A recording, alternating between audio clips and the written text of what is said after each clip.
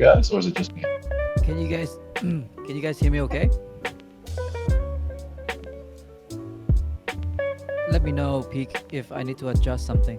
Yeah, you're a bit soft again. We'll turn the music up. I'll also crank my mic up just a bit. Is it better now? Okay, you sound fine to me. I'm not sure about everybody else. Okay, cool. Oh yeah, what's up? Okay, I hope you're Are asking you everyone else, right? You know what's up with me. No, well I do know, but like how are you feeling? Are you feeling better? um, yes, even that cough makes it sound worse than it is, but no, I'm good. I've just So been I heard you tested again today, right? And the COVID is gone, right? no. So my wife's scope is gone. I still have like a bare, like very faint line. Mm, So hopefully that's gone in the next few days or so. I think I'm okay. done being stuck in the same room. Thank you guys. Thank you for everyone that's wishing me to get well. Yeah, man, been a rough time for you, huh? I Yeah. mean, oh my God, I cannot imagine being like back to back like that. But glad So you're that's it. okay. I have joked that after this I will be like a superhuman, you know? I got all the antibodies in me. Like there's no way I can get sick now. Yeah, like dengue fever, COVID, and also marriage. Yeah, that also makes you into a Superman. So you know how that is. Also, special shout out to Guru, who's actually in live attendance of the Fireside. So thank you, Guru, for tuning in. Yeah, thanks, Max. Thanks, Guru. Good to have you here. And of course, it's great to see everyone here listening to this fireside chat. See Madara here in the chat. Of course, Yeah. Alan. You see the you see the bright green color, right? That's new. Yeah. It's really cool. It's really cool. That's a big rollout. Also saw that a lot of channels are getting an update, a refresh. It's really nice. Yeah, so It's we're a gonna shame. just It's a shame that we yeah. lost a lot of these the older content back in the days. But yeah, we just start anew. I mean, we had reasons for that, right? So Yeah, we got to keep it fresh. It's all good. So I think we can start. So officially, hi to all of the Cypher Legends. Thank you guys for being supportive and still being around. And it's just a small step, but trust me, Legends will get some preference, so to speak, in the future. So look forward to that. super Uh, awesome. okay, Tim. So I know what's happening, but yeah, imagine next to a fireside. That's right. There's actually a lit fire next to us right now. So, Tid, what's been going on with Cypher, in Sure, the Chinese New Year? What's new? Imagine sure. I don't know anything. What can you tell me in the past 3 months? Oh man, it hasn't been that long actually. It's been like a month and a half, more That's like. true. Month and a half. Yes. Not that long, but yeah, everything feels really long in Web3 in crypto. So just been crazily busy. We've crossed over 115 people now working full time in Cipher.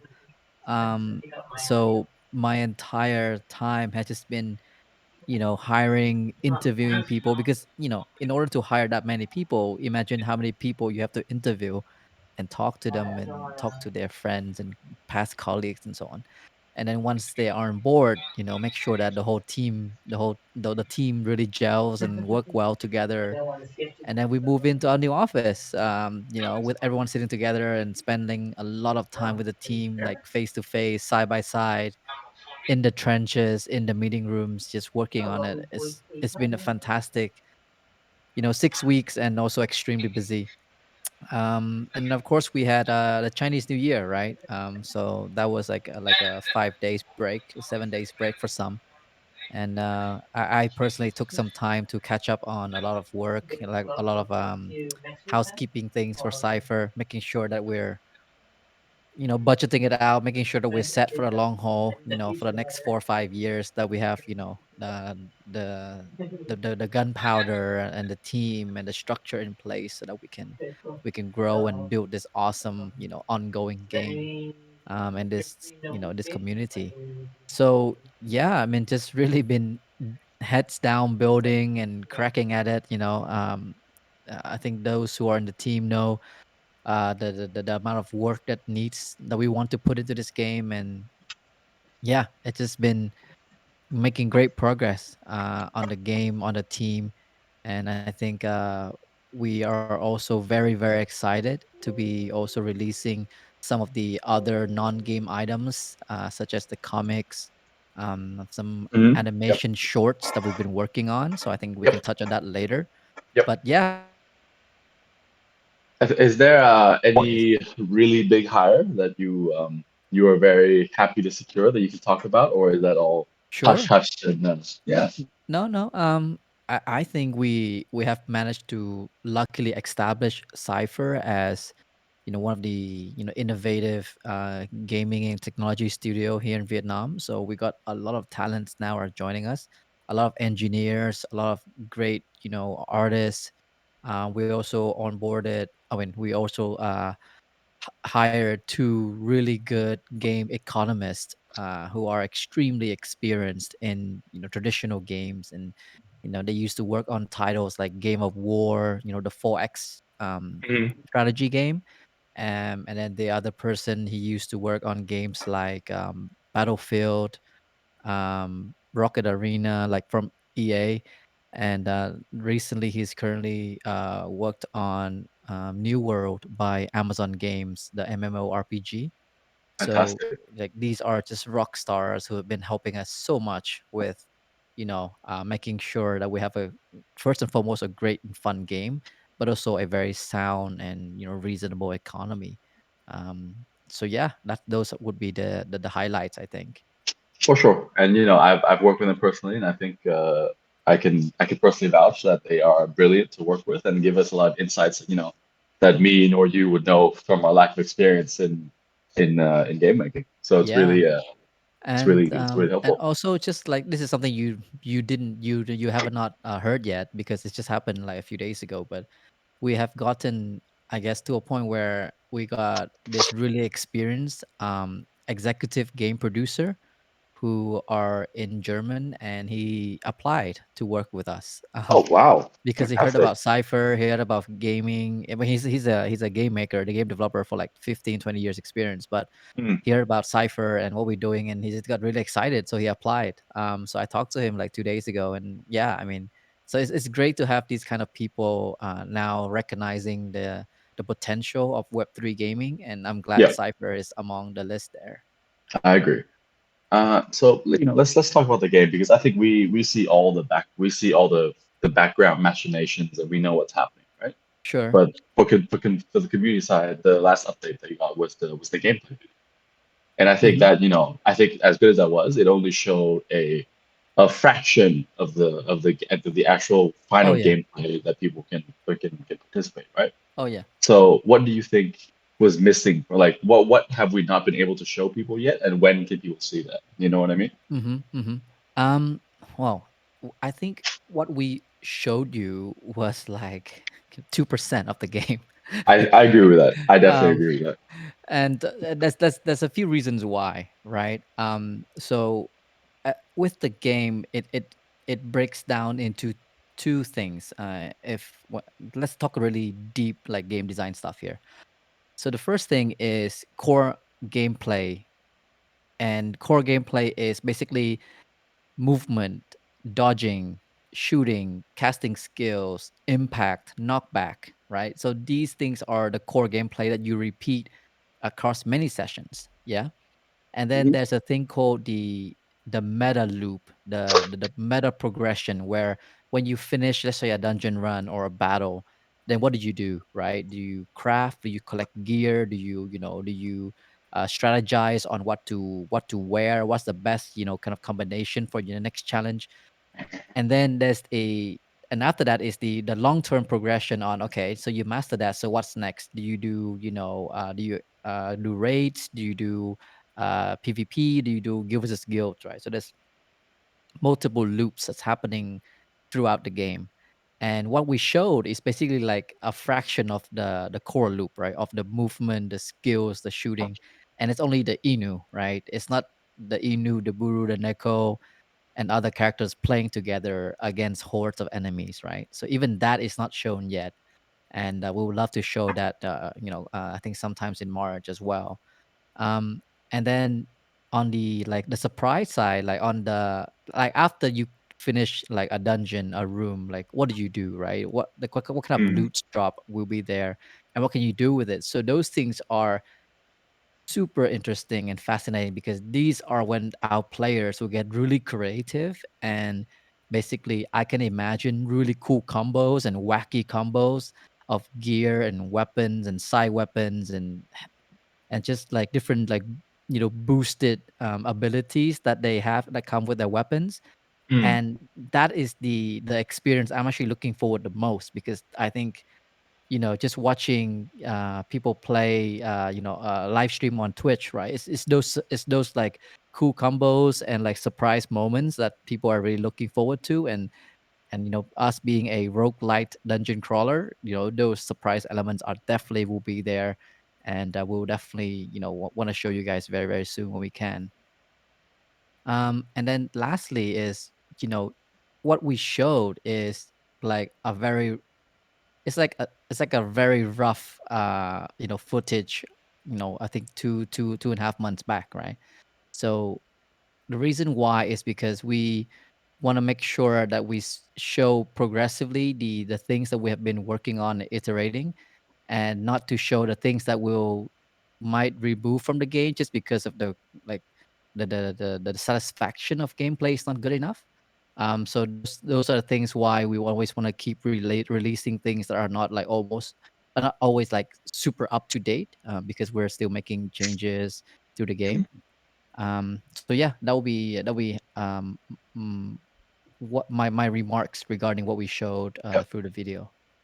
I think a big part of people not grasping the vision or the expected final gameplay loop, right, is that we actually haven't talked deeply about the roguelike elements of it, right? Oh Like yeah, the 100%. daily run to run differences, right? Yep, So, yep. can you maybe walk through like what Oh these yeah, differences could for look sure, like and when people could actually see these differences, in like a for video, sure, so they can say, oh wow, like that's what they're for going sure, for sure, for sure. So okay, the experience of the gamers would be you log in, you choose the perfect hero or the hero that you think that you like playing the most.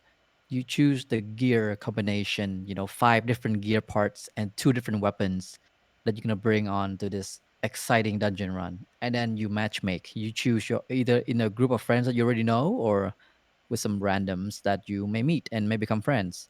And then you will then choose like a world of like imagine like a planet that you will fly there with your spaceship, and then you would go and get and then go on these attack these dungeons, and the fighting will be a combination of you being like maneuvering well, casting skills, dodging bullets, helping out your teammates, occasionally reviving the not so good teammates.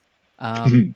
and then each of those runs would last maybe like 60 to like 90 seconds per room, and then you clear the room.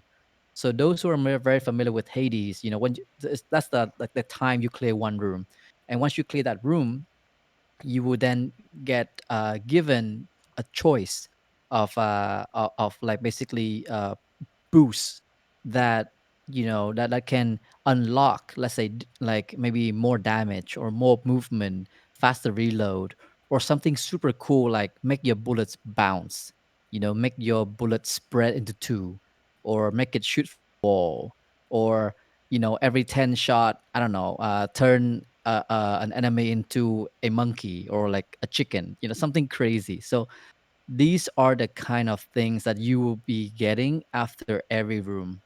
And then Mhm, when you meet the boss throughout all that run, which is like maybe 10 to 15 minutes, and you defeat that boss, then you finish that run and you fly back to base where you then have all these awesome resources, loots, recipes that you can craft to power up, basically changing the gear, power up your gear and power up your character. And that is the exciting part because the crafting is like another gem that we're working on. And there's different like rarities from like uncommon to like mhm, legendary gear, and each of them come with their own like different boost like I was mentioning. So mhm, every time you go on a run, It's guaranteed to be different. It's guaranteed to be fun and unique. And that is the kind of like core player experience that we are trying to craft. And yeah, I'm just really excited to be playing that, to be honest. So would it be correct to summarize Cypher? You know, if we were to summarize Cypher in one sentence for a new member, would it be correct to say it is a co-op roguelike dungeon crawler? Yes, it's a multiplayer rogue lite. There's a key difference between roguelike, Like, and lite, Hmm. Hmm. Lite, which I can explain if you want. Dungeon crawler, yes. Okay, please. No, I know it, but please go explain the what Okay. is the difference between roguelike and roguelike, you know? Okay, sure. So it's getting again technical here, but rogue like is basically like Rogue, and Rogue was the original game that basically kickstarted this genre, right? And Rogue like games are very punishing. Every playthrough that you do is a brand new playthrough. You carry nothing with you when you die. Like when you die, that's it. You're just gone. It's like based on the very original, arcade kind of game feeling. When you put in a coin, you play for as far as you can, and you finish, and you die, and you go back and you start from beginning, from scratch. You don't carry anything with you. So that's roguelike, and it's very punishing. So rogue light is like like that, but lighter, like less hardcore, I guess, where you're able to bring something back with you, at least some progression, so that there is no there's basically there's something after death or defeat. And that's the genre we're going after, where the things that you get, even if you die, will be some resources, some experience points, some parts that can then help you grow and level up in order to reface and hopefully defeat and conquer what you couldn't before. And that's the genre that we're going after, combining that with the dungeon crawler experience. I think that's a very succinct explanation. And I think what you said is correct, right? Punishing can be fun, but too punishing, I think, is not a good way to bring a lot of casuals onto your game. So having that external meta progression, I think, is a great way to keep people still engaged, so that they still make a bit of progress every game. Oh You know, yeah, absolutely. But then, right? But then I think the beauty of this is of our game is, okay, you can make roguelite. There are many roguelite games, but after people progress and they just, level up, then there's nothing surprising anymore. But for us, we're definitely throwing in the element of surprise because again, multiplayer. So if today I'm playing with UP, tomorrow I'm playing with, let's say, with Guru, next day I'm playing with like Crypt, it's all different because it's mm, multiplayer, number one. Number two, mm. because of the gear and the boost system, right? So that is very unique. And every run, every room, you're just throwing different choices that you have to make that may or may not benefit your team. And that is the fun part of it. I think that will create like a really engaging meta where it's just like being able to play like a strategy, sort of like a light strategy game, but it's live action with your friends. I think that's really cool. Awesome. Uh, so I think you've glossed over a small aspect here. You glossed over that you said that after the dungeon, you bring back some items and then you can craft stuff with it, right? Right. But I think we should emphasize that this crafting will be such a big deal, not only in terms of your own progression, but if you are somebody that is looking to, True. if you have a lot of time, this is the way for you to monetize your playing of the game, no? Oh yeah. I mean, man, we used to play War of Warcraft, right? Remember? I And agree. man, like the crafting system there is insane, right? And we Right. spend so much time just like trying to craft like this silk thing, this like color dye, just to look like purple or something, something funny like that. So, yeah, I mean, crafting will be very, very how do I say? Will have its own special place in the game where I can imagine there will be people who are just there to basically craft amazing things that current meta or different type of players will need, that will like suit their play styles. So we would try to create a system where it's not about min maxing. It's not about getting the best sword and that's it. And then you beat the game and game over. No, it's about crafting what's best for you at this point, at Mm, next point, at the next point, and then trading it with your friends, trading with your guild mates, and then by crafting, you will become more powerful. Your teammates, your guild mates become more powerful. So now you have a shot at fighting even like more hardcore and amazing bosses, which will then drop you some really rare items, and that would allow you then to even unlock newer items that are not just stats only, but also in terms of play style, in terms of the way it's being used in the game as a weapon, or as a gear, or as a boost. So I can imagine that being like a very deep like progression loop that our players will really love. And I think there'll be like the crafting channel will just go crazy, be like super vibrant of people just sharing insights on what's good to craft, where to farm it, what to do, what's the best weapon for this certain dungeon against certain monsters. So yeah, mm, I mean, I think that is gonna be a core part of our game for sure. And being NFTs, you own those items. right, We right. love it for you to trade those items with your friends, your guild, and whatever, because I mean that's what it's for. That's why we're doing this game, right? And Yeah. yeah. Okay. We have a great question from Marco Volo. And it's actually very topical with this with our discussion of game design. It says, coming from my experience as a game dev and having gone through good and bad projects, one of the key roles that makes or breaks a game development is good team structure, especially those in charge of gameplay.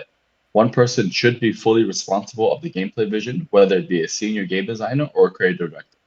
I'll split this into two questions. One, do you agree? Do you agree that one person should fully be responsible for the gameplay vision? And two, who is currently driving the gameplay vision in Cypher? Well, fantastic question. I mean, if you're looking to join a game team, please let me know. We're still hiring. um, so in terms of vision, it comes from me. Um, I'm the one basically eat, sleep, uh, rave, repeat this game. Um, I dream about it. I think about it. I fantasize about how it's gonna be played. Of course, with help from people like Peak, like Alan, like our game designers. But yeah, that's me. Like the vision, the narrative design, like how should the boss feel look like? What should the map feel like? Should they feel like, oh my god, I'm scared, or like, oh my god, that's fucking cool? So that's me. And then regarding the team and basically in charge of the gameplay, so we split into a few squads who are in groups of anywhere from 7 to 8 people who are responsible for their important part, because we really want to empower ownership, right? So we have a really strong squad who are working on weapon design, and man, like the weapons are sick, right? The weapons, the way it look, different rarities. So that's one team, right? And the way it shoots, the sound, the way it bounces, the way it hits, and so on. And then we have a team that works on boost system and gear system and character skills, right? So that's another team where these things have to basically like synergize, because the character, the skill, the boost have to synergize. So that's one like separate team. And then we have a team that's basically working on like the post, I would say the post 30 days kind of content. Like, okay, so what's Mm, after 30 days, right? Is it raids, is it weekly challenge? Is it guild versus guild competition? What is it? So uh being separated in teams allow us to move faster, so there's less dependencies. But yep. because it's home, or I guess it's being managed by me overall, so there's always a narrative string that makes sure everything ties and the whole gameplay vision doesn't change too much, or like or doesn't become irrelevant of each other. So that's basically our current structure. And then this is not counting the back end stuff, all the Of course. engineering stuff that happens in the back as well, and the Of blockchain course. stuff happening in the back as well. I think that's a very succinct answer. So I think is your final answer to Marco Polo's question, you agree or you disagree? Well, I think it every game studio, every game team have a different structure. So for us, what I share was ours, and I think it's working well. Hmm. And it works well because one of our advisor, he's this amazing game engineer who spent 12 years at Ubisoft. He worked on titles like Tom Clancy, Ghost Recon Online, and then on Assassin's Creed. And then he's currently at Amazon, and he's the one who basically gave me the insights to structure the team the team that way so that we can move faster and not everything is being blocked or being sort of too highly dependent. And I think it's a great structure. I think for us definitely it's worked.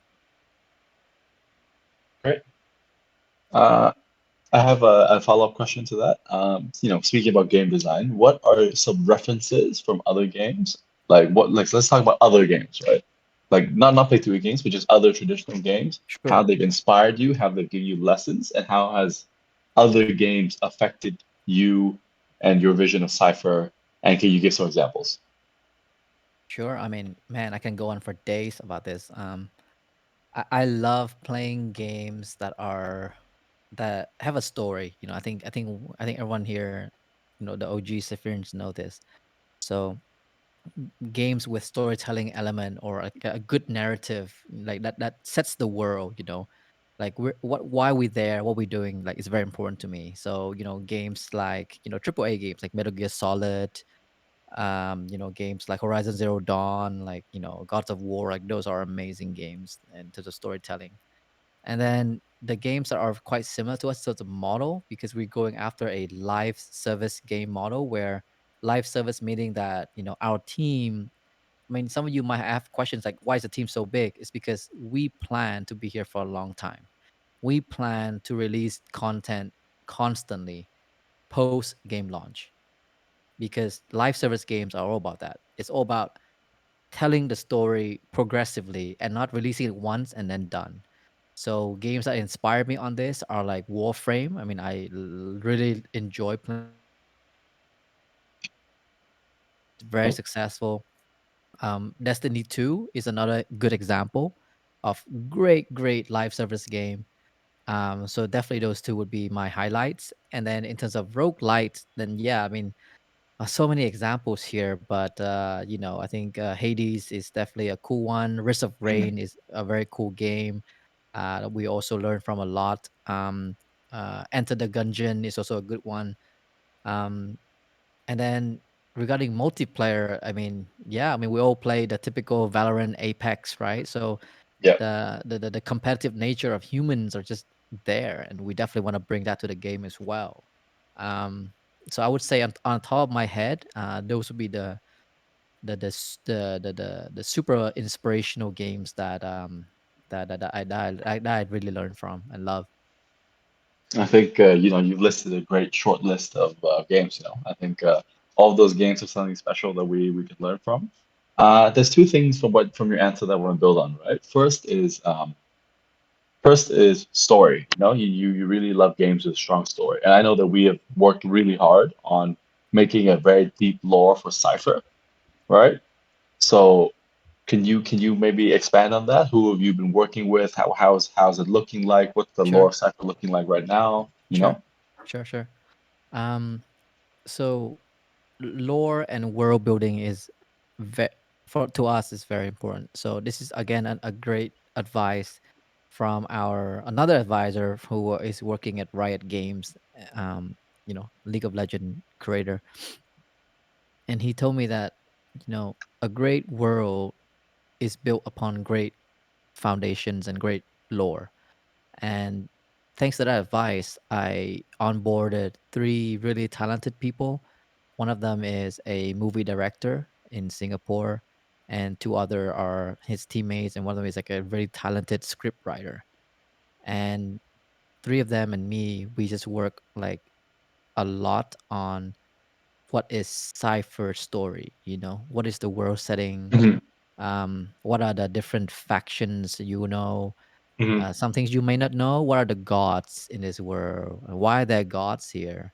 This sci-fi fantasy setting, what, how does it work? Like, how does a world function? How does it govern? What do people trade? Why do they go on quests? Why is there this like dark mystery that's looming over the world, and the Cypherians must, sort of like resolve together? Um, and when will there be conflict? What kind of conflicts? So those are just like very like high level foundation of the story of the world, and then upon that we then go on and build like the comics, the game, the animation shorts, and hopefully in the future maybe our own animation as well, to just tell this vast story of the world of Cypheria, and hopefully also to bring in from the real life, our amazing community members as some of the, actors and actresses in terms of names and characters into this world, because we all are making it together. Um, so that's what, what we've been really doubling down on. And we have like 60 or 70 like A4 pages of just lore. And for the comics, really excited to read it, to read the comics, because the script I've read it and it's really cool. As a sneak peek, it basically, should I do a little teaser story or not? Sure. I mean, as long as you don't spoil it. Hmm, tough, but okay, I'll try. Um, so the the first uh the first four issues will be about a fishing trip, and it's a fishing trip with a very young Inu and a very old Buru.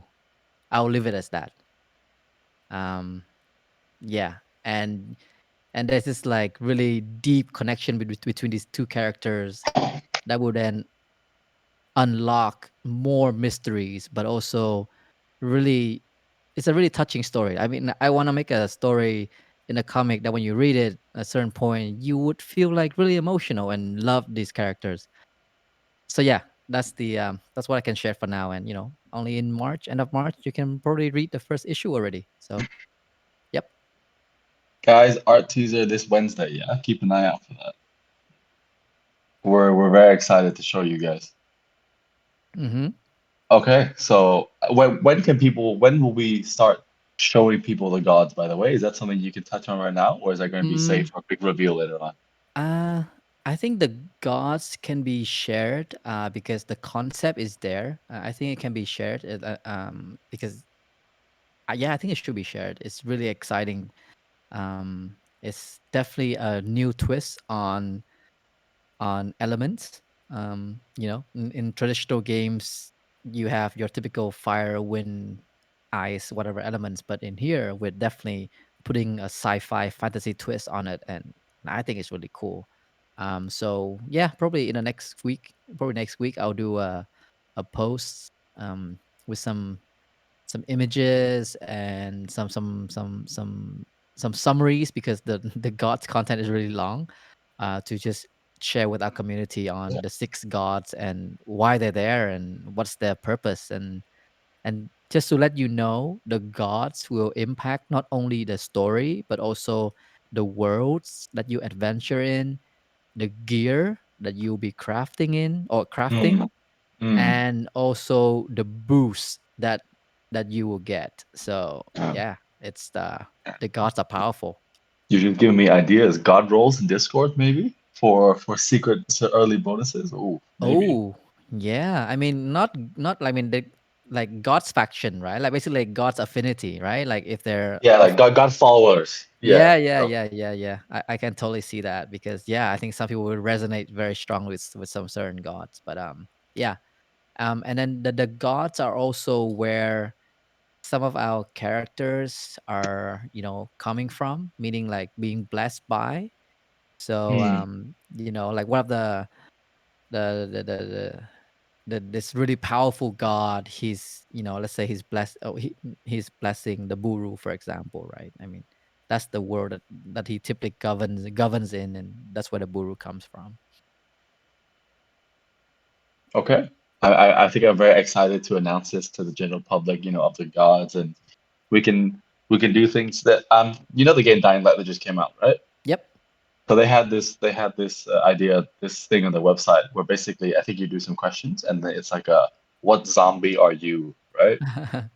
So like, Okay. then it assigns a zombie type to you. So so maybe we do something where we ask people some questions and then we do like a what god suits you, I think I think that'd be pretty cool. Yeah, let's explore that. 100%. So backtracking a bit, before you were talking about how people are looking to be competitive, right? Like the people Mm-hmm. always want to compete. People always Mm-hmm. want to prove that I'm the best. I have the best items. I'm the best player, right? So do you think that there's going to be an avenue where people can compete in this PvE format? Maybe it's like leaderboard rankings, maybe it's speed runs, or what do you have in mind? Yeah, that's something we're working on. Definitely leaderboards. I mean, that's for sure. That's granted. But I'm thinking something even more. Uh, how do I say? More cooperative, but competitive. So I'm thinking of having these like maybe weekly challenges where guilds, right, like will be competing, or groups of large group of friends will be competing with like dungeon level clearing. Like let's say world A, the has like four dungeons, and the four dungeons basically get this like infection, and the map pop up and says, okay, you guys, you have guild leaders, you have 12 hours to clear these four dungeons, and like the first three or first five guilds that can clear this will get like these amazing rewards. Like that create like a sense of urgency, and also that Mm. you must also tackle it together. Like it has to be clear at the same time, and not like progressively. So you need like at least like I say 12 people, three times four, to then clear these things at the same time. um so that's one thought that I'm currently having.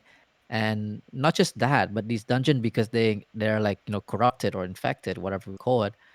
um they would have like these uh how do I say, like curses. They would like limit or lower the effectiveness of your gear, Mm. so that you must plan accordingly. And it's like you're gonna just like power through it. And there'll be like random like bosses appearing in certain areas that were not there before. So there's like a wow surprise as well. And then that on top of like the boost system, man, like I can imagine every challenge will have its own like flavor. So just so people understand the boost system, you're referring to the roguelike picking system, right? Yeah. Okay. Okay. Yep. Great.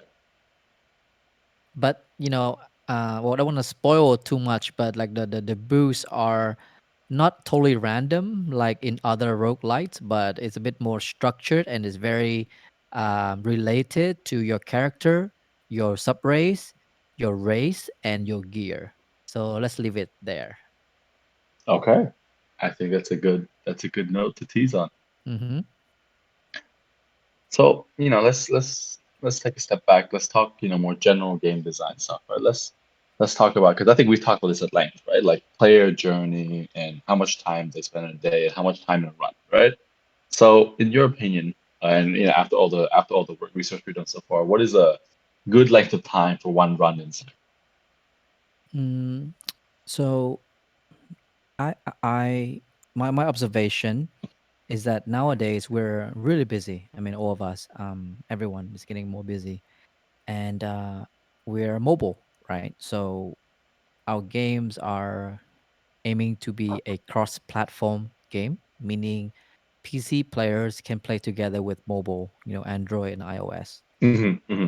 And because of the mobile form factor, and the busyness of people in general, so I'm thinking an ideal time of play would be like 10 to 15 minutes per successful, um, let's say, dungeon clear. And that 10 to 15 minutes will maybe be like 10 rooms and one boss, or 12 rooms and one boss, something like that in terms of length. Um, So you're thinking 1 minute per level, right? 1 minute per room, right? Per room, sorry, per my mistake, per room. Per room. Yeah, and when you clear it, you can go, you basically go back to base, gear up again, craft up, or you can do it again and again and again, depending on time, right? How much time you have. Hmm. I think 15 minutes is a great time slot, Like Hmm. it's small enough that you can just fit in between all your other day-to-day responsibilities. Yeah, because ultimately, right, we want to make this game full of shareable moments, and if you have a game of 45 1 hour session, then it sort of gets really tiring, and you Yeah. know so I think short 50 minutes, and we're like, oh my god, we just beat this, or oh my god, we just got this awesome like loot, or we just, oh my god, I cannot believe you pulled that crazy combination, man, that was awesome. That's the kind of feeling we want to create, right? And it's funny, I think you mentioned that because if you actually look at other games and other genres, right? There's actually this tendency to go down in game time length, right? So if you Mm-hmm. look at like let's do Battle Royale, right? The first big one was PUBG, right? One game could be like 40 minutes, where like 20 minutes it was just you running, running to try and Yeah, catch up to the circle. And then because it was the first, people didn't mind it, right? But then you've got Apex, you've got Warzone, you got all these other games come out, and suddenly the circle is so much quicker. It rolls in faster, and then it's all action all the time, right? And what do you know? Those two games are massive. exactly. And then yeah, I, no, and then I you've got sorry, and then you've got Counter-Strike, which was 30 rounds, and then Valorant came in and they decided to make it 12 rounds. And in response, Counter-Strike made a mode where it was only 8 rounds. So people are really just starting to make the time commit less and less per game. mm-hmm. And I I think think, it's just so sorry, I just keep cutting you off because of the delay. no worries. I agree with you, and I think that's the future. I mean, it's already here, not the future, but like it's snackable content, snackable gameplay content. And yeah, I think we that's a formula that we have to crack. I agree. And well, oh, what was I going to say? But one thing I want to touch on Hmm, is it has to be interesting. Like every session, like I said, we want to make it fresh. That that you that you look forward to it. When you play with your friends, and you look forward to trying new things and new gear, and hopefully not just stick with one character, but like try multiple characters. I'm gonna try my Inu Cosmic. I'm gonna try my my Inu Bio Z with this combo, with that combo. I'm gonna try my Inu Bio Z with my friends Neko, like Crystallis. Like this is the kind of like um um player experience that we really want to go for. And yeah, I mean, that's why we've been just working so hard on it, because it's easier said than done, right? It's a lot of thinking and like putting it to the game and testing it. And also, one thing I want to touch on, since we have some game devs people here, is multiplayer, right? Like you guys, can probably see like, oh my god, it's so easy to throw together a demo and just release it. Why don't you guys do that? Like, yes, it's very easy to throw together a single player demo on Unity or Unreal, very easy. But to build a game that is good quality for release, multiplayer, for up to 60 people playing concurrently if we want to, now that's challenging. um, those who are in the game dev business know that multiplayer networking is hard, really, really hard. So that's what something we've been working on since day one. Like we know is gonna be multiplayer. We built for it, and because of that, it requires us to actually code the game a bit differently than a single player game, and not being able to leverage all the quick wins that a single player game on, let's say, Unity can do with all their sure. prefabs, right? So yeah, I mean, that is something we're very conscious of. And latency, right? We would definitely want to optimize for good latency, like no stupid lag that will ruin the player experience. So yeah, I mean, very conscious planning from us, and that's why we need to be, again, like a sizable team, a seasoned team, and It just takes time. I agree. And I think I think game dev can be so varied in the size of the team and in the size of and because people see this indie games are made by very small teams, but I think some people like they don't not that they don't see, but like they don't understand like to make a single one-off game is a lot of work already, but to make a single one-off game launch and then have content cycles following it requires just so much work, Yep. and you need like a cyclical team almost because you can't have people running all the time. They need to take breaks, right? So you got time cycles and stuff like that. So I Oh think yeah. that's where a lot of the size of the team comes in because I think for a blockchain game, can you envision a blockchain game that's not live service? I don't think I can. Wow. That's a, that's a that's a hard question. I know. Mm, That's the I would big boy say, questions. yeah, I would say it's definitely possible, but you know, I think blockchain based like Web3 gaming um, depends a lot on community and economic trading. Um, so that is just inherently more powerful in a live service, live economy, kind of like an MMO almost game type. Yep. Um, so that would be my 2 cents. I'm not claiming to be an expert here, but to say that other games format cannot be done, but that's my yeah that's I think that's why Cypher is going down this path, and I think we will see more games going down this path as well soon. Yeah, and I think it just makes sense, right? For there to be a commodity that's traded back and forth all the time, there has to be constant uses for it, right? And if it's just a one use case forever and ever, then sooner or later Yeah, there's but gonna be more people leaving it. to add Sorry. on to that, Mm, right? Traditional games are also going this model, right? You're seeing like for example, Supercell, right? Supercell is known for a small team, hmm very small team. Do a quick proof of concept, kill it quickly, build another proof of concept, and so on. But now even them are realizing, man, like this fundamentals are shifting. It's about building a bigger game world, good IP, and good content, like really good content, and not just like a town or a soldier that's higher level. No, right? It's higher stats. No, it's like new content.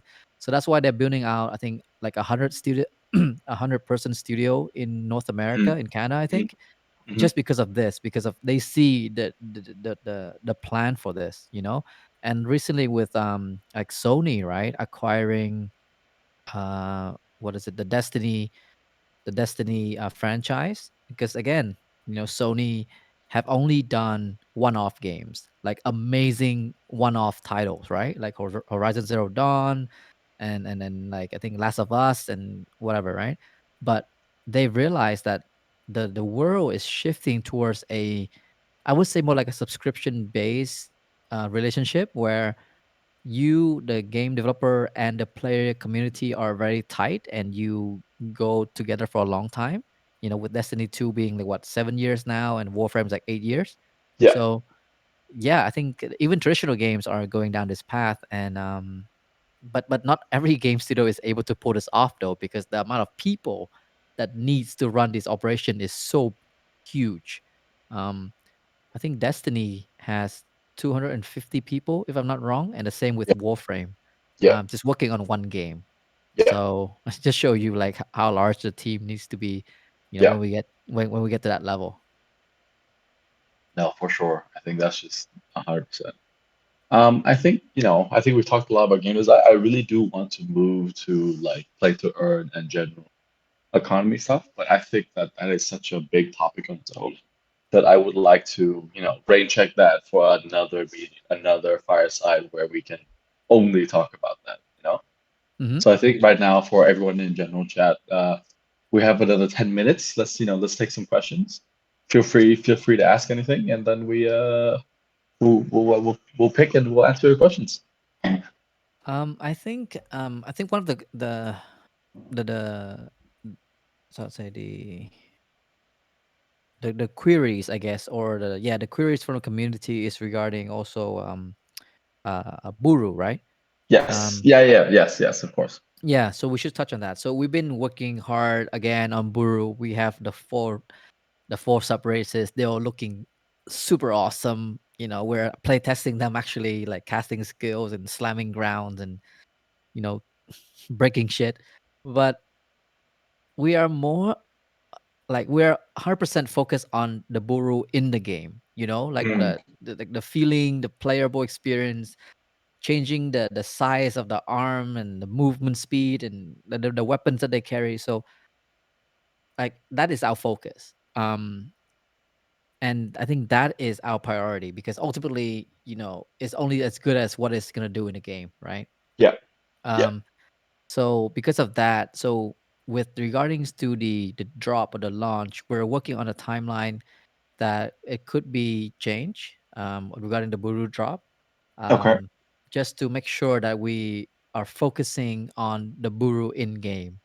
So I think over like in March we'll probably do some previews of what the Buru look like in full glory and the four sub races. So you can see like holy shit, right? How cool they look in fully 3D. Yeah. Yeah, um but for the drop again, like I don't want to focus the team efforts on the drop, because if that delays the game, then I don't want to. for um sure. and Yeah, already the game is already under so much pressure. So I just want to put it out there for the community to know. We don't haven't forgot. The Buru is their core. There are like we're writing a whole comic about that guy, right? So obviously Buru is top of our head, but we don't want to just release in the same format as the Neko and Inu. Like for us, we have to be innovative, and if we release Buru, it has to be something different. So yeah, so we're working on that. okay. I think that's a very fair assessment. I think everybody here knows that the game is the most important, right? So no one's gonna fault anyone for that. Mm-hmm. Mm-hmm. So guys, we have 8 minutes left. Any questions from the field? Hey, Yeah, you Finn, Yeah. guys have. hi guys, Oh, hi. Hey. Let me ask a question then. Hi. So of course, we all know you've been very busy internally for the past few months, right? So, what actually is the biggest or the hardest part or the biggest obstacle you've come across in your whole game development journey for the past few months? Because as normal people in the community members and myself, we don't know what you've been through for the past few months. So maybe you can explain to us what's the most difficult process or what's the most difficult part. Mm. The most difficult part and most stressful is being able to validate our assumptions with the game. We have ideas on how the game should be played, the session time, the Mm, mechanic, the skills, the balancing of the skills, the weapons, the economy, and so on. Like a lot of us design assumptions, right? Um, mhm, the hardest part is finding a framework and being able to truly play test it, with the game itself to see like, oh man, that assumption was wrong. Like that mechanic is not fun, or the way that gun shoot is terrible, right? Or that enemy is not cool at all. Like it looks boring or it feels boring to play against. Um, that is really really hard. And then to add on to that, we have the whole blockchain economy, which is extremely hard. Like, when you design a normal game, you have, the typical planning of resources tab, as in like what's being released into the game as a resource. So wood, metal, SLP, for example, to code Axie. But then there'll be sinks, right, on how that will being used and consumed throughout the journey of the economy, right? And being a game on blockchain, we have to decide very early on what are the fundamentals rate of basically resource inflation and deflation, and what means of maneuver and control do we have over that, and being able to model that and then validate that is also extremely hard. Um, and then not to mention, again, building an ambitious, large live service game, just hiring people, putting them together, and making them, really gel and work as a great team is not easy, my man. I think that is also like a very, very tricky and a challenging part of my day to day as well. Nice, thank you. So you mentioned, of course, our team has grown up to about over 100 members, right? In the day, of course, you are managing a lot of stuff as well. So many different departments involved. Where does your resource go to the most? Which department and why? Game design and game production, 100%. Why? Because that's what we're here for, right? That's my passion. I fucking love it. Like I said, I dream about it. Playing like this feature, that feature, and then the next day sketching it out with the team. Like one of my favorite moments actually during this is the design meetings, right? When you're in the meeting and we're Mm, designing like a new character, which I cannot tell you what yet after Buru, but like we're like, oh my god, like what if she does this or what if she does that, and like imagine her attack is like this and like does push, push, whatever. That is the best part actually, and then being able to see it in the game, what you just talk about and just sketch and you see it happening, like that is amazing. And I think then being able to see like a player or our community getting their hands on it and play it, that would be another like awesome moment for our team. And yeah, I cannot wait for that. the design department itself is pretty huge, right? Can you break down the design department for us? Who's actually Sure. involved and what are different sub departments involved within the Sure. design? Sure, Yeah. sure. So let's be clear here. Yeah, there's two. Okay, in game studio, the design department is the game design department, like the people who design the mechanic, the game economy, the way it's played, the PVE system. So that's the game design department. Yeah. Mm-hmm. Mm-hmm. So that department we have 5 people working on it on different parts. And then I'm of course is leading that, and then we have Peak also leading, supporting, and Alan also supporting that.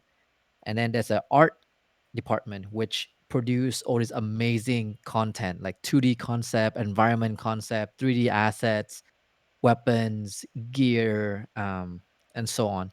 So that department is now 62 or 63 people. Um, in That's actually huge, man. Can you can you break that down further? Yeah, Actually, sure. why do we need 62 people in that particular department? Can you elaborate a bit more? 100%, yeah, because like I said, right, in order to make, okay, let's give you an example. In order to make a, let's say, a buru legendary full set gear, right? Mm-hmm. That will take about 80 to 100 man days. Man days meaning 8-hour day of someone working full time on something. So it would take 80 Wow. days. Why? Because it takes 2D concept artists to draw and sketch, like maybe a few days, different options, and we choose. And then takes a 3D artist to take that and make it into a what is called a block out, like very rough form. And we bring it to the game to see if it's makes sense. And then like high poly, like high polygon count, and then low polygon count for in-game like optimization, and then texturing, coloring, animation of that character movement. It's just animation alone. There's about like 40 to 50 animation files regarding just one character. Why? The buru is standing, resting, chilling, punching, slamming, casting skill, dying, getting knocked back, getting confused, getting stunned. um, and then VFX, right? VFX also require concepting, sketching it out, 2D art, and making to the game. So all That's those quite a things lot of work, right? need people to make. Yeah. So if yeah, I mean just a word of advice here. Like if you see a team that a game let's say they're making a 3D game in like Cypher's level quality. I'm not saying Mm-hmm. higher, and they have a small team, wow, good luck because that's not gonna work. Um, you know, that's not gonna. I mean, it will work, but it will take them like a few years. So Ah, yeah, I see. that's why. Amazing, thank you. So now our community members have more, knowledge on how the game actually flows and how the resources get spent. You see, yeah. Thanks so much. Thank you. No Any worries. more questions, guys? Any more I questions mean, from the regarding parents? game design, Yeah. I don't know how, I mean, how much of an appetite you guys want to learn about this or me to share, but I'll be happy to share more like just the journey of game dev because it's been like super exciting, but oh man, like so challenging because, as a gamer, we thought like, oh man, it's so cool, triple A game. And then I talked to, our advisor who worked on Assassin's Creed, right? At Ubisoft. And I was like, oh man, Cypher is like 100 and something people. We might grow to 150 in soon. And he's like, oh, that's normal. We have like 2,000 people working on Assassin's Creed. And I'm like, what? What? Two- 2,000 people working over 2 years on Assassin's Creed? Yeah, that's how many people it Mm. takes. So you reckon we need more people? Well, Is it? not 2,000, but we do have plans to hire about 15 more people. Yeah, from now until Yes. end of the year. Yeah. Thank you. Thank you. Yeah. Back to you, Pick. Anything else? No, I think we can wrap up on that. Actually, so Sally has one last question. Let's take that last one, Sure. and then we can wrap up. Are there plans to implement user-generated maps? Oh man, I love that question. Why? Because I mean, we all play, well, not maybe not all, but I used to play Dota when it was a custom map, right? By Ice Frog, and that was a user generated map. Remember? And then before that, it was something arena. What was a version before Dota? I forgot. Anyway, yeah, that came from the community, and then PUBG, right? PUBG was a custom map of what was it? Peak. PUBG was Arma. a Yeah, there you go. So, yeah, I mean, I think UGC, user generated content, is very, very cool.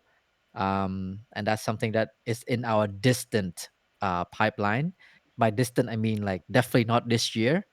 Um, and I would love for our players to make like amazingly beautiful but like super challenging dungeons, and then just see who can beat it, like I said this funny clip of this Mario custom level to the internal team, and I said that, bless the dev and the game designer who made that, because he or she is going to hell because it's so hard.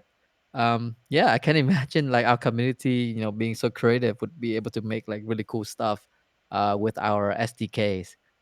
But that's definitely not for this year because we just don't have the time and the resources for that. So I think to sum up that question, conceptually, we love the idea. I think we all the team acknowledges that some of the best ideas come from a random user, right? But we're talking about actually building up the infrastructure for letting people do it.